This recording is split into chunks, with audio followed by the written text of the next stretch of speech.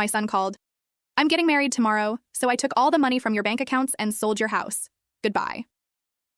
I just laughed in his face, but he didn't know that the house, in fact. On Sunday, October 27th, 2024, at 7:30 in the morning, I was sitting in my kitchen with a cup of coffee and my laptop, checking my bank accounts. It was my Sunday routine. The page loaded. Checking account, $5, 327. Savings account, $1, $0. I stared at the screen without blinking. On October 20th, my savings had 127, 3 and 16s. The transaction history showed 3 transfers over 2 days, $50, $40, $700, and 36, 316, all to the same recipient. Then, another $3, $1 withdrawal from the checking account, all in the name of Lucas Roberto Menezes, my son. I couldn't breathe. Then the phone rang. Lucas's name appeared on the screen. I answered without saying a word. Mom, what great news. I'm getting married tomorrow. Isabella and I decided not to wait any longer. Small ceremony at the Riverside Club. His voice was cheerful, carefree, as if he were telling me the weather. Lucas. My voice came out colder than I expected. My bank accounts. Oh, that. A very brief pause. I needed the money for the wedding and the down payment on the new apartment. You'll be fine with your retirement savings, won't you? You took 127 hours euros. Mom, technically, I had authorization. Those papers you signed, the power of attorney. You gave me access. I was delirious with fever. The bank doesn't see it that way. Her tone hardened for just a second, then softened again. Hey, there's something else. I also sold the house. The one at 1247 Roble Street. 340,000 pesos. Good price. The buyers take possession in 30 days, so you need to move out by November 26th. Maybe you could look for somewhere smaller, right? A senior living facility, something like that. There was a long pause. And then I laughed. It started small, almost inaudible, and grew on its own, coming from somewhere deep inside that even I didn't know existed. I laughed until tears rolled down my cheeks. Lucas was silent on the other end of the line. Mom, what's so funny? I wiped my eyes. Lucas, do you know what you just did? I sold your house. So what? 1247. Roble Street is my rental property. Roberto and Ana Cardoso live there. Their lease runs until June 2026. Silence. The house where I live is 856 Maple Street. It's in a family trust. A longer silence. Have a lovely wedding, Lucas. Enjoy it. It's going to be the last happy day you have in a long time. I hung up. My name is Beatriz Helena Menezes. I'm 62 years old. I've been a widow for 3 years. I work part-time at the Rio Public Library, shelving books and helping patrons. People see me as calm, perhaps a little lost since my husband died. Harmless, certainly. What they don't see is that before Lucas was born, I worked for 12 years as a legal assistant at a law firm in the city. I know how to read contracts. I understand property law. I can spot a fraud from a mile away because I spent over a decade helping to prosecute them. When Lucas was born, I left that career. I became a full-time mother, then took the job at the library when he started middle school. But I never forgot what I learned. I never lost the instinct to document everything, to keep meticulous records, to understand that evidence is power. 3 months before that call, Lucas started asking about my finances.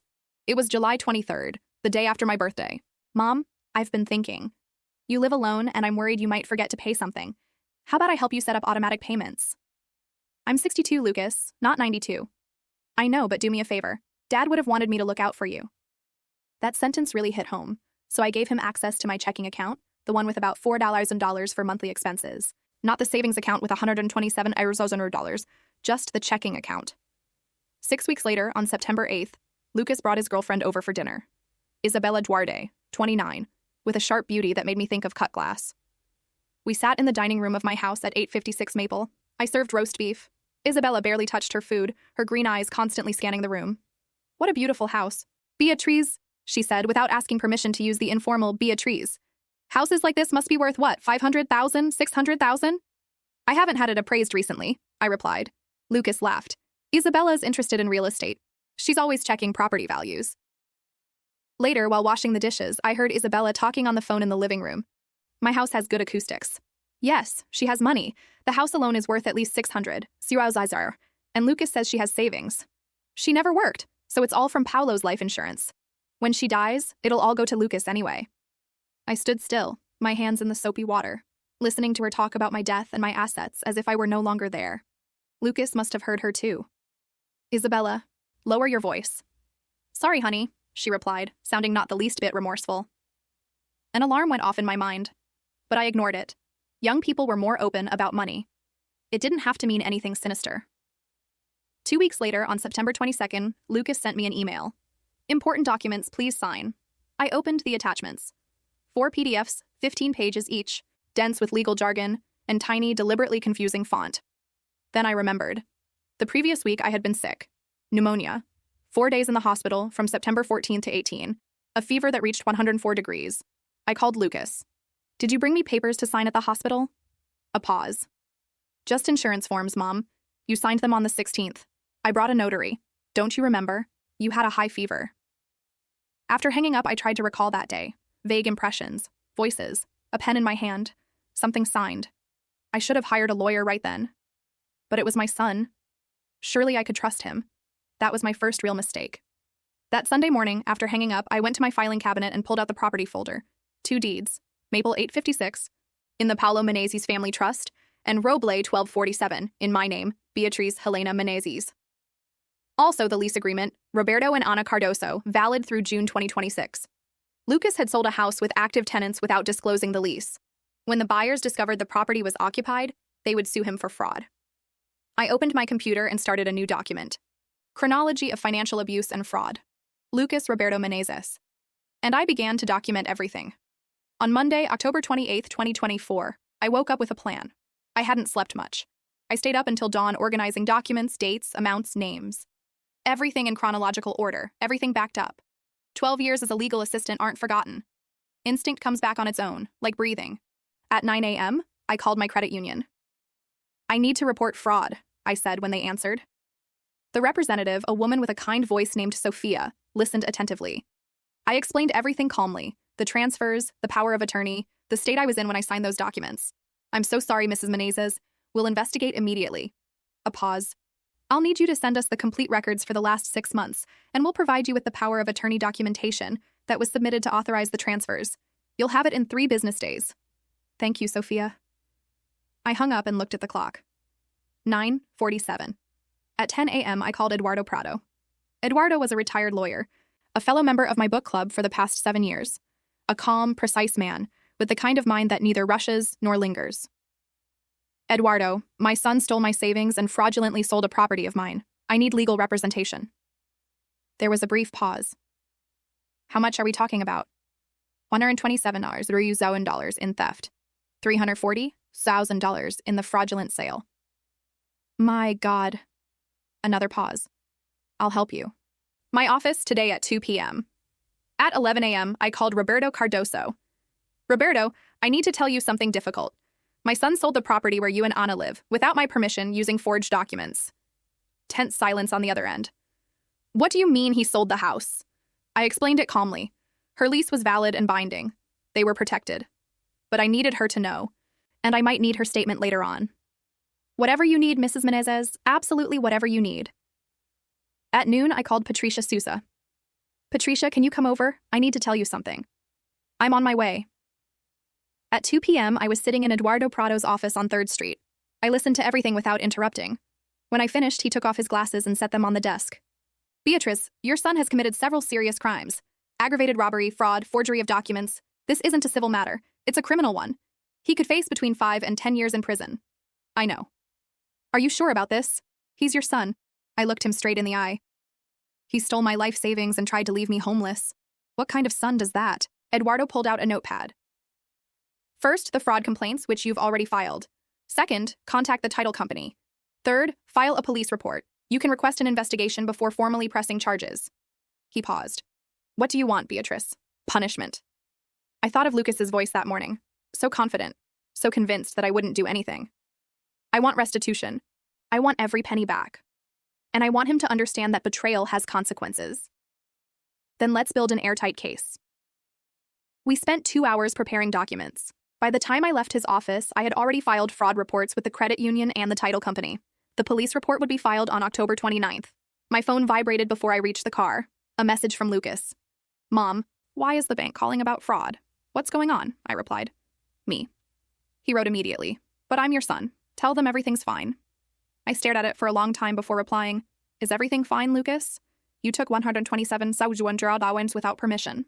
I borrowed it from you. I'm going to pay you back. I paused at the word. Borrowed. As if you could borrow something without warning, without asking, without the other person knowing. I didn't reply. That night, Patricia had wine poured and tissues ready when I arrived. I told her everything. Her expression shifted from astonishment to fury, and then to something like astonishment again, but different. "That bastard," she said softly. "Beatrice, how can I help you?" "I need to organize all the documentation. Bank statements, lease agreement, deeds. Everything categorized and copied into 3 sets. Consider it done." We sat down to work as the October sun set outside. For the first time since that terrible call, I felt something that wasn't just betrayal. It was determination. "Do you know what the worst part is?" I said quietly, without stopping to sort through the papers. "It's not the money. It's not the house. It's that he thought I was too stupid or too weak to fight." Patricia squeezed my hand. "He's about to find out that his mother is neither one nor the other."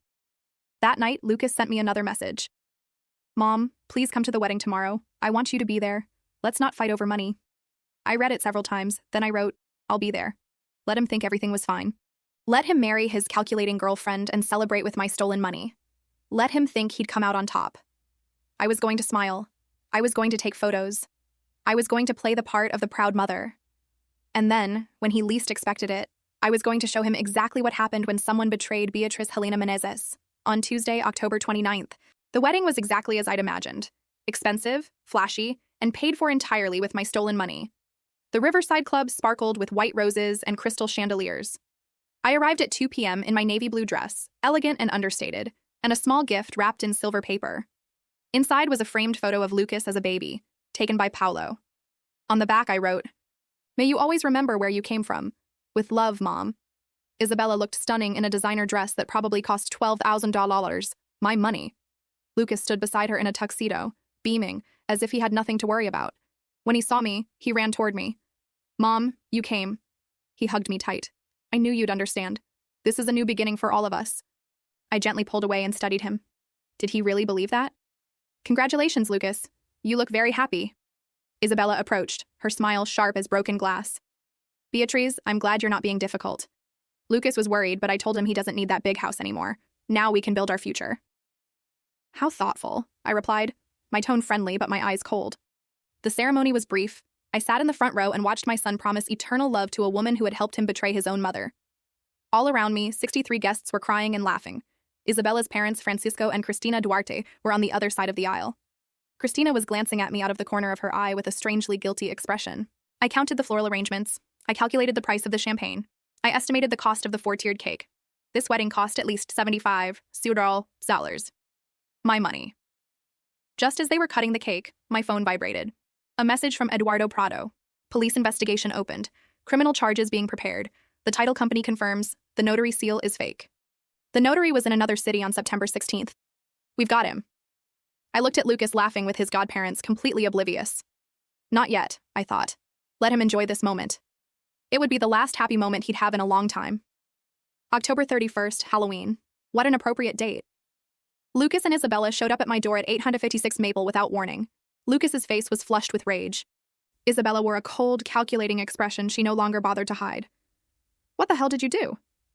Lucas pushed his way through the door before I could say a word, planting himself in the middle of my living room. "The title company froze the sale proceeds. They say the power of attorney was forged. They're threatening criminal charges."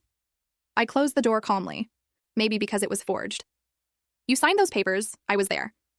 "I signed blank papers while I had a 104-degree fever. You took advantage of your sick mother." Isabella stepped forward. "This is ridiculous, Beatrice. You're an adult. You can't manage your finances on your own anymore. We were helping you." "Helping me by stealing 127 satins. That was more dollars from me." "It's not theft if you're too senile to manage it yourself." Her mask slipped completely, revealing the coldness beneath. "Lucas is your son. Everything you have belongs to him eventually anyway. We just needed it now." I kept my voice firm. So this was the plan.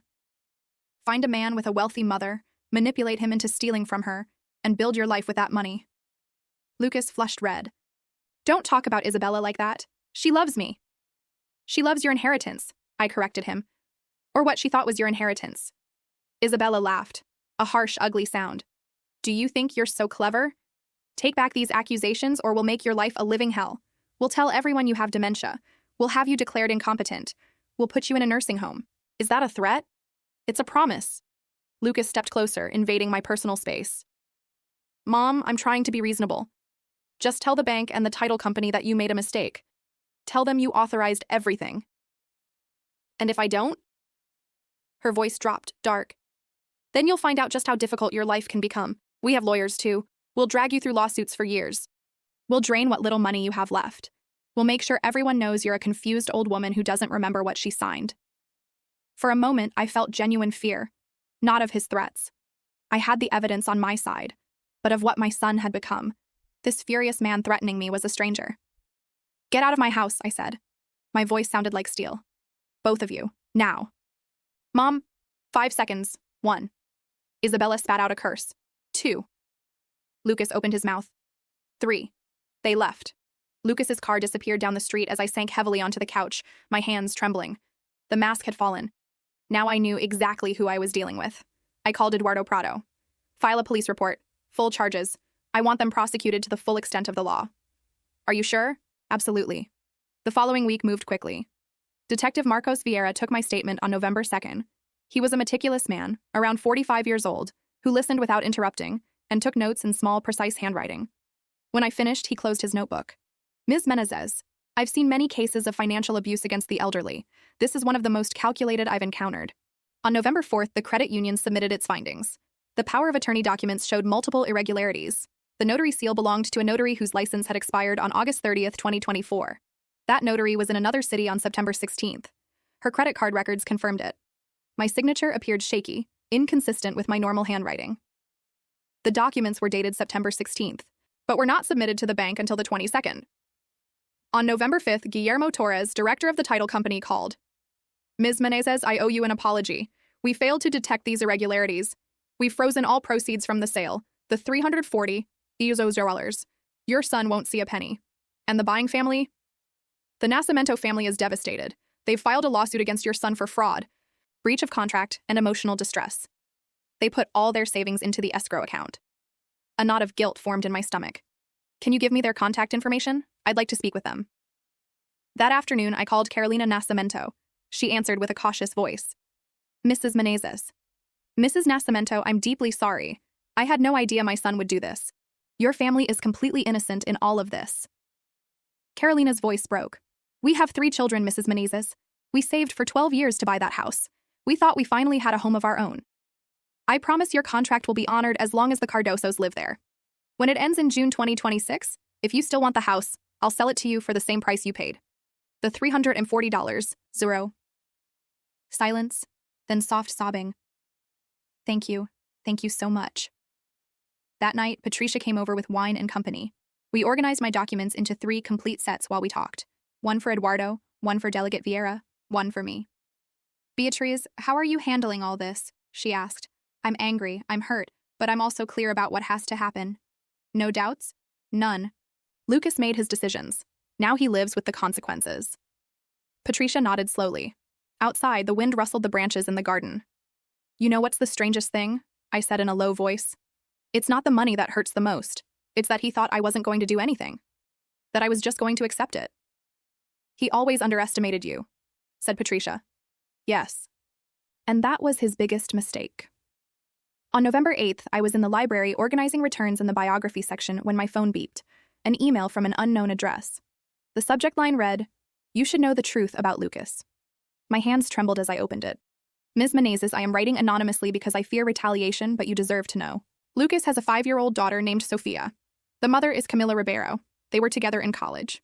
Camila got pregnant during their senior year. Lucas asked her not to have the baby. When she refused, he abandoned her. Camila sued him for child support 2 years ago. The court ordered Lucas to pay $500 a month plus $80 UN dollars in back child support. Isabella knows nothing about Sofia. Lucas has been secretly taking money from you to pay Camila and make her disappear. Sofia deserves better. So do you. Someone who cares. I stood frozen between the shelves. A granddaughter. I had a granddaughter. I searched my phone with trembling fingers.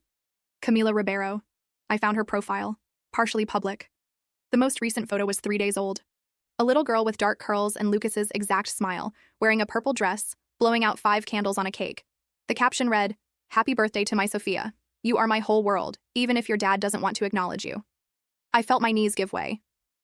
Patricia found me 20 minutes later sitting on the floor between the shelves, phone in hand, tears streaming down my face. Beatrice, what happened? I showed her the email, the photos. Patricia put her hand to her mouth. My God, she whispered, you have a granddaughter. On November 10th, Patricia and I drove to Camila Ribeiro's apartment. It was a small complex on Parsons Avenue, Unit 2C. We arrived at 2 p.m., as we had agreed over the phone. Camila opened the door. 33 years old, tired but kind eyes, with the kind of quiet dignity that comes from surviving on her own. Mrs. Menezes, please come in. The apartment was small but spotlessly clean. Children's drawings covered the refrigerator. A small shelf held children's books worn from so much use. Thank you for having me, I said. I never wanted to destroy Lucas, Camila replied in a low voice, pouring us coffee with hands that trembled ever so slightly. I just wanted help raising Sophia. She asks about her father every day. Where is she now? At preschool. She'll be home at 3:30. Camila looked me straight in the eye. Ms. Menezes, there's something I need you to know. I once loved Lucas. He was charming, ambitious, attentive. Or so I thought. When I got pregnant, he changed overnight. He told me I was ruining his life. He offered me money not to have the baby. I'm so sorry. When I decided to have Sophia, he disappeared. He blocked my number, changed jobs so I couldn't find him.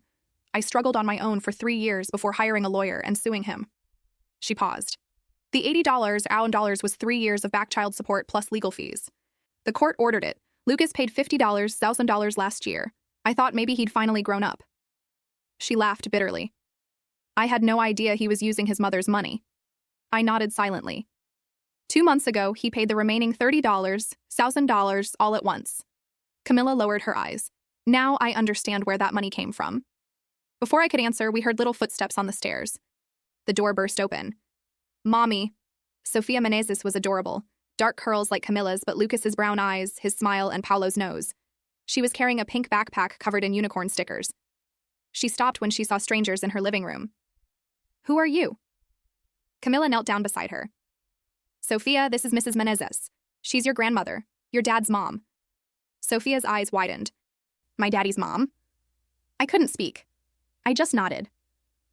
Sophia walked toward me with the serious caution of 5-year-olds. Mommy says my daddy lives far away. Do you know where he is? Yes, sweetheart. I know where he is. Does he think about me sometimes?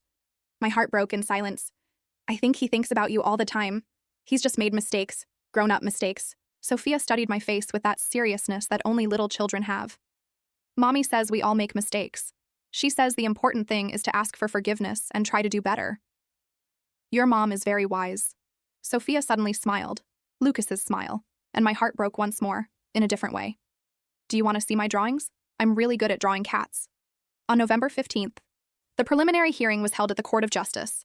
Lucas arrived with his lawyer, a defense attorney specializing in white-collar crimes named Sebastian Mora, impeccably dressed and with a calculating expression. Eduardo Prado was sitting next to me. Officer Vieira was present. Camila Ribeiro sat in the back row, alone. Lucas looked terrible. Deep dark circles under his eyes. A wrinkled suit. Hands he couldn't keep still. When his eyes met mine, I saw genuine fear. Judge Helena Drummond presided. She reviewed the evidence Eduardo presented.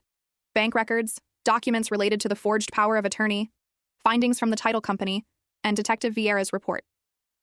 Mr. Menezes, Judge Drummond said in a steady voice, the evidence here is overwhelming. The prosecution is prepared to file formal charges of aggravated theft, fraud, and document forgery. Do you understand the gravity of these charges? Yes, Your Honor, Lucas whispered. Before we proceed, does anyone wish to make a statement? I stood up. Your Honor, may I speak? Go ahead, Mrs. Menezes. I looked directly at Lucas. Lucas, before this continues, I want you to tell them about Sophia. My son's face turned as white as paper. Isabella, sitting behind him, frowned. Sophia? Who is Sophia? Lucas, I said softly. Tell them about your daughter. The silence in the room was absolute. Lucas's lawyer leaned toward him, whispering urgently. Lucas shook his head. Then slowly, tears began to stream down his face. Your Honor, Lucas said, his voice breaking. I need to make a statement. Judge Drummond looked at him in surprise. Go ahead, Mr. Menezes. Lucas stood up, trembling. I have a 5-year-old daughter named Sophia. Her mother is Camila Ribeiro. I abandoned her when Camila was pregnant because I was ashamed. Because Isabella's family has money and status. And a man with a secret daughter he abandoned doesn't fit into that. Isabella let out a choked sound behind him. 2 years ago, Camilla sued me for child support. The court ordered me to pay $80,000 in back child support. He turned to me, tears streaming freely. I didn't have that kind of money, Mom. I panicked. Every lie led to a worse one. Until I convinced myself that I deserved your money because you didn't need it as much as I did. That's how twisted my thinking was. The truth hung in the air of the room like smoke. I stole from my mother to hide the fact that I had abandoned my daughter. I'm a coward. I'm a thief. I don't deserve mercy. He looked at Isabella, who was staring at him with horror and disgust. I don't deserve love. I don't deserve a family. He slumped in his chair, sobbing. Isabella stood up abruptly. I can't handle this. She left the courtroom, her heels echoing on the marble. Judge Drummond studied Lucas for a long moment. Mr. Menezes, I appreciate your honesty, though it's belated. We'll take a 30-minute recess. I suggest you use that time to talk to your lawyer about your options. As the courtroom emptied, I approached Lucas. He looked up at me. His face was drenched in tears. Mom, I'm sorry. I'm so sorry. I know, Lucas, I said softly. But I'm sorry isn't enough. I'm sorry are just words. You need to become the father Sophia deserves, the man your father raised you to be. How? How do I fix this? You start by facing the consequences of your decisions. All of them. I walked away, leaving my broken son in that courtroom. Patricia was waiting for me in the hallway. Beatrice, are you okay? No, I replied, but I will be. Because now I knew the whole truth. And the truth, as painful as it was the only way forward. On November 20th, 5 days before Thanksgiving, I was in my kitchen making tea when the doorbell rang. A woman was at my door, late 50s, elegant silver hair, an expensive coat. She looked familiar, but I couldn't place her. Mrs. Menezes, I'm Cristina Duarte, Isabella's mother. Can I speak with you, please? I considered closing the door. Instead, I stepped aside. Come in. We sat down in the living room. Christina's hands were shaking as she took an envelope out of her purse. I need to give you this. I should have given it to you years ago. What is it? The truth. She handed me the envelope. I opened it. Inside was a handwritten letter on cream-colored paper dated November 18th, 2024. Dear Mrs. Menezes, 23 years ago, on February 14th, 2001, your husband Paolo saved my life. I was driving on the highway with my daughter Isabella, who was 6 at the time, when I lost control of the car during an ice storm. We veered into the oncoming lane. Paolo was coming in the opposite direction. He could have swerved the other way and saved himself. Instead, he deliberately steered his car to absorb the impact and protect us. Isabella and I escaped with minor injuries. Paolo Roberto Menezes died so that my daughter could live. I have carried this guilt for 23 years. When Isabella started dating Lucas 2 years ago, I saw it as perhaps a way to pay off that debt. I encouraged their relationship. I even suggested that they ask him for financial help because I thought Paolo would have wanted his family to help the people he died saving. I know what Lucas did was wrong. I know Isabella encouraged him. But please understand, we owe everything to your husband. We weren't trying to hurt you. We were just trying to honor his sacrifice in the only way we knew how. I am deeply sorry. With shame and respect. Cristina Catherine Duarte. The letter fell from my hands. You were in the other car. My voice came from far away. Cristina was crying. Yes. I've lived with this guilt every day. When I met Lucas at a charity gala and learned he was Paolo Menezes' son, I thought God was giving me a chance to make things right. By encouraging your daughter to help my son steal from me.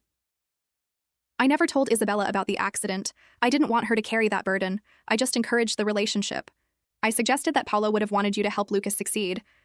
I thought that if you knew, if you remembered, you'd want to help the girl your husband died saving. I stood up abruptly, pacing the room. Does Lucas know this?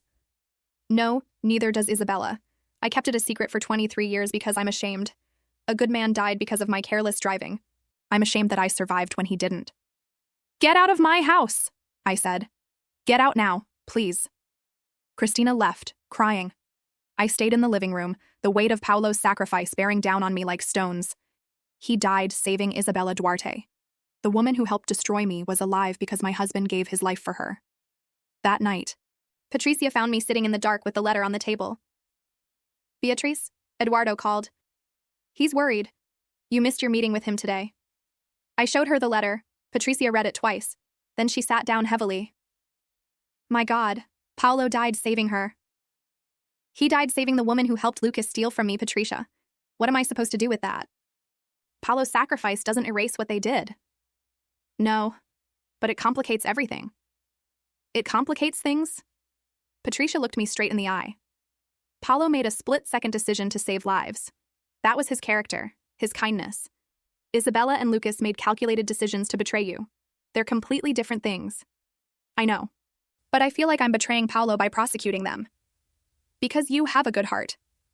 But Beatrice, Lucas robbed you. He abandoned his daughter. He forged documents. Those crimes don't disappear because of something Paolo did 23 years ago. I stared at the letter for a long time. I need to talk to Lucas, just once, before the sentencing. November 22nd, in Eduardo's office. Lucas arrived at 10 a.m. looking like someone who hadn't slept in days. Deep, dark circles under his eyes, unshaven, shoulders slumped. He sat across from me, unable to meet my gaze. Isabella left, he said quietly, without my asking. She filed for annulment the day after the hearing. Her parents are helping her. We'd only been married 3 weeks. I'm sorry. I laughed bitterly. You're sorry. I destroyed everything. My marriage, my career, my relationship with you. I hurt Camilla. I abandoned Sophia. I'm a monster mom. You made terrible decisions, I corrected him. That doesn't make you beyond redemption. Lucas looked up for the first time. Why did you want to see me? I took out Cristina Duarte's letter and handed it to him without saying a word. He read it slowly. His face drained of color with every paragraph. Dad died saving Isabella. Yes. I didn't know that. I swear, Mom, I didn't know. Neither did Isabella. Cristina kept it to herself for 23 years. Lucas buried his head in his hands. This makes everything so much worse. Dad was a hero, and I'm the opposite of everything he was. The silence lasted a long moment. Lucas, I need you to answer me with complete honesty. Why did you really do it? Not the superficial reason. The truth. When he spoke, his voice was barely a whisper. I was afraid. Afraid that if anyone found out about Sophia, my whole carefully constructed world would collapse. Isabella's family has money and expectations. They expected me to be successful, perfect. A man with a secret daughter he abandoned isn't perfect. It's shameful. So you stole from your mother to keep up a lie. Yes. And every decision led to a worse one. The lies piled up. The desperation grew until I convinced myself I deserved your money because you didn't need it as much as I did. He paused for a long time. That's how twisted my mind was, Mom. I studied him in silence. Broken, ashamed, finally telling the truth. Lucas, after sentencing, the prosecutor wants 5 to 7 years in prison. Eduardo thinks he can negotiate it down to 3 with probation. What do you want? What I want doesn't matter. It matters to Sophia. His eyes filled with tears at the mention of his daughter's name. I want to be the father Sophia deserves. But I don't know if that's possible now. It is possible. But it requires real change, Lucas. Not words, not apologies, real accountability and genuine transformation. Are you going to drop the charges? No, but I'm going to talk to the prosecutor about a different kind of justice. One that gives you the chance to become the man your father was. The man who saves people instead of hurting them. Lucas looked at me with reddened eyes. For the first time in weeks, I didn't see the stranger who had stormed into my house threatening me. I saw my son. Broken, yes, but still there. December 10th, 2024, County Court of Justice. Judge Helena Drummond presided. The courtroom was packed. Lucas sat with Sebastian Mora. Eduardo Prado was by my side. In the back row, Camila Ribeiro held Sophia's hand, who watched everything with wide, curious eyes. Also present were Patricia, Roberto, and Ana Cardoso, Carolina Nascimento with her family, and Detective Vieira. And in a corner, alone and visibly smaller than the last time, Cristina Duarte. The prosecutor, Andrea Salinas, presented her case with meticulous precision. Bank records, forged documents, expert testimony. The evidence was irrefutable. The time came for the impact statements. Roberto Cardoso went first. Lucas Menezes nearly destroyed my family's security. We thought we were going to lose our home. Mrs. Menezes' integrity saved us. Carolina Nascimento spoke next, her voice trembling. My entire family's savings, 12 years of sacrifice, almost vanished because of this fraud. Mrs. Menezes' honesty gave us back our hope. Then I stood up. Your Honor, Lucas Menezes is my only son. He committed serious crimes against me. Crimes motivated by fear, desperation, and deeply misguided decisions.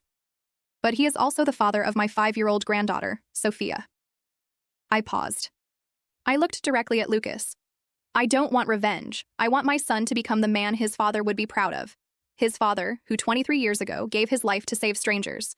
That is the legacy Lucas should be honoring. I turned to Judge Drummond. I ask for a sentence that holds Lucas accountable for his actions, but that also gives him the opportunity to be the father Sofia deserves. Lucas's lawyer called a single witness, Camila Ribeiro. "Miss Ribeiro," said Sebastian Mora, "what kind of father has Lucas been to Sofia?" "Absent," Camila replied with blunt honesty. "Until recently, he denied she even existed." She paused briefly. "But 3 weeks ago, Lucas contacted me. He visited Sofia. He cried when he held her in his arms. He's starting therapy. He's beginning to take responsibility. Do you think he can change?" "I believe people can change if they really want to. I still don't know if Lucas really wants to, but Sofia deserves a father who tries." Finally, Lucas spoke up. His lawyer guided him through his testimony. The financial pressure, the secrets, the cascade of bad decisions. Then the prosecutor took her turn. "Mr. Menezes, you made the decision to steal, didn't you?" "Yes." "You made the decision to forge documents?" "Yes." "You made the decision to abandon your daughter for 5 years?" Lucas's voice broke. "Yes. I made those decisions. No one forced me. I was a coward who put his image above everything else. Above my mother, my daughter, basic human decency. Why should this court show you leniency?" "It shouldn't. I don't deserve leniency. But Sofia deserves a father who can be there for her. Even if that father is deeply flawed. That's all I ask. A chance to be with my daughter while I pay for my crimes." The courtroom fell into absolute silence. Judge Drummond called a 30-minute recess. When the court reconvened, her expression was stern. "Mr. Menezes, I have presided over hundreds of fraud cases. Yours is particularly egregious because you exploited the person who loved you most. You forged documents, you abandoned your daughter, you showed no remorse until you were caught." Lucas remained standing, tears streaming silently down his face. "However," Judge Drummond continued, "I also see genuine remorse. I see a man who is beginning to take responsibility. I see a little girl who needs her father. Justice must be served, but justice can also allow for redemption." A pause. "Lucas Roberto Menezes, you are found guilty of aggravated theft, fraud, and forgery. I sentence you to 18 months in county jail, followed by 5 years of supervised probation. Additionally, you will pay full restitution to your mother, $127,000 plus interest, over a period of 10 years. He will establish a legal joint custody agreement with Camila Ribeiro and attend mandatory therapy." Lucas slumped in his chair, sobbing. 18 months, not 5 years, a chance. Judge Drummond wasn't finished. "Mr. Menezes, I am giving you a chance your father never had. A second chance at life. Don't waste it."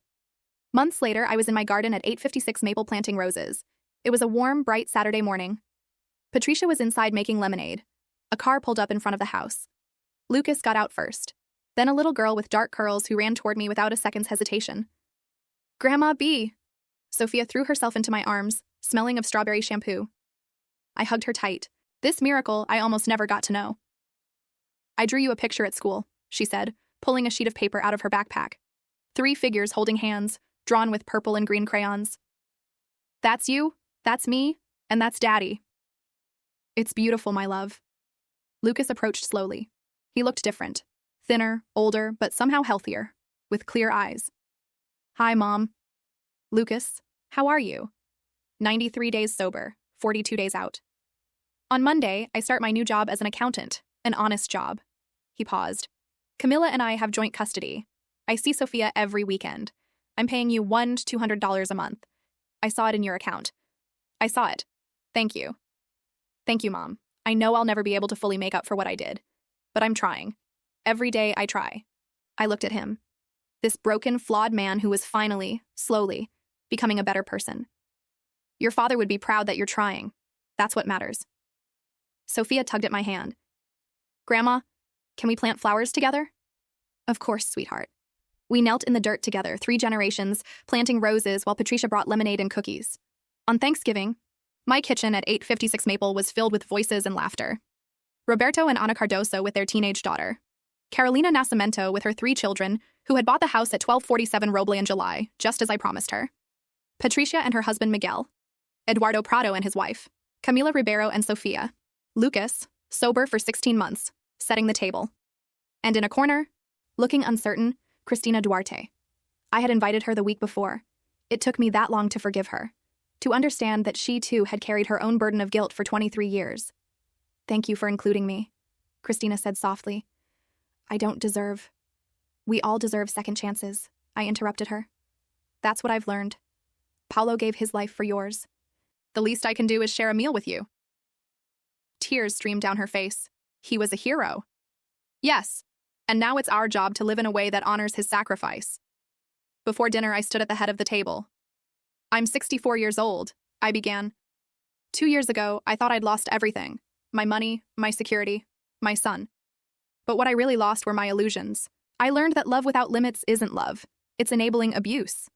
I learned that family doesn't mean accepting betrayal, and I learned that the greatest victory isn't revenge. It's rebuilding. I looked around the table, faces scarred by betrayal but healing through the truth. Paulo used to say that the measure of a life isn't what you accumulate, but what you give and whom you save. He saved Christina and Isabella. Today, I hope I helped save Lucas from himself, and in doing so, I saved what is most precious, my relationship with my granddaughter. Sophia looked at me with her face smeared with cranberry sauce. To Grandma B, she shouted, raising her juice glass. Everyone raised their glasses. To Beatrice. That night, after everyone had left, I sat alone in my garden as the November darkness fell. The house behind me glowed warmly, filled with light. My phone vibrated, a message from Lucas. Thank you for not giving up on me, Mom. I love you. I wrote back. I never gave up on you. I gave up on the idea of continuing to put up with you. There's a difference. I love you too. I looked up at the stars, thinking of Paulo. I did the best I could, I whispered to the night. With everything you left me, the money, the house, the strength, I did the best I could to be worthy of your sacrifice. The stars didn't answer, but deep inside, I felt peace. Because at 64, I had learned the most important lesson of all. Real love means holding the people we love accountable. Real family means honoring the truth over comfort. And real victory isn't destroying your enemies. It's saving them from themselves, even when they don't deserve it.